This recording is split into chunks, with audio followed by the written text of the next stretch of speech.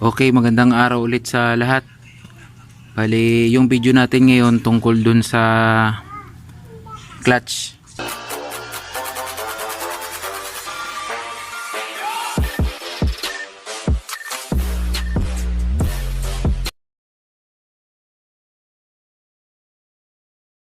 Madalas to nangyayari pagka, kung mapapansin nyo yung motor nyo, pagka galing ka ng neutral at umapa ka ng first gear, lumalagatak, pero hindi dun sa engine side, hindi sa engine sprocket, parang sa loob. Tapos minsan mahirap siyang i-neutral.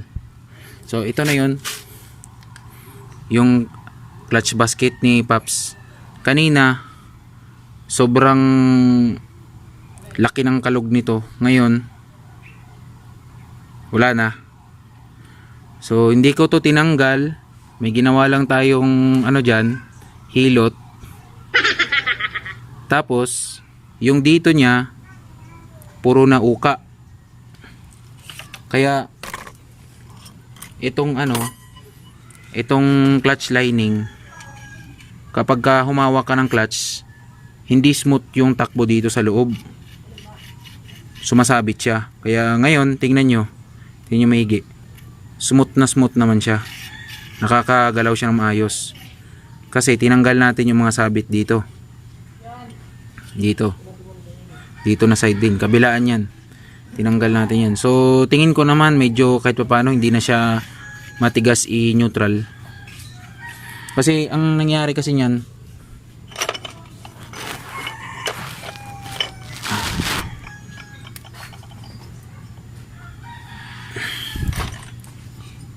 pagka hinatak natin yung clutch, pag humawak ka ng clutch, aangat to para bumuka. So pag buka niyan, ito naman yung nakakapit sa transmission, nakaganyan yan, dito yan sa loob.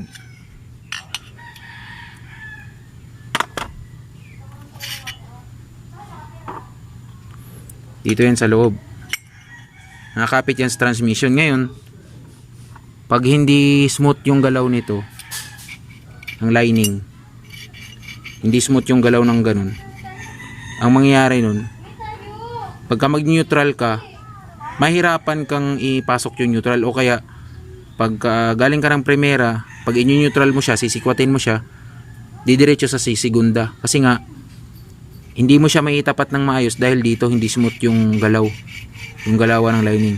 Pero ngayon tingnan nyo, oh, smooth na. So kung magtatanong kayo paano ko tinanggal yung yung gaspang dito, pwedeng kikil tulad nito, huwag nyo lang sosobrahan, yung sakto lang na mawawala yung gaspang, kasi pangit din yung sobrang laki na, uuuka na siya ng so yung gaspang lang tatanggalin natin. Tapos yun, kakabit na lang natin to kay Paps para masubukan mamaya, hugasan na lang to. So yun lang naman ang ginawa natin. Ito, tinanggal natin yung rough. So may shoutout si Paps, ito na. Oh, shoutout Paps. Mga Paps, shoutout kay Paps, the best talaga si Paps. Shoutout sa asawa ko yun na nakaupo, sinamahan ako. Sinamahan ako saka, Tropa, sa mga shoutout. tropang Similla Boy saka Aning Squad, pag uwi ko inom tayo. Okay, so ito na, kabit na natin to.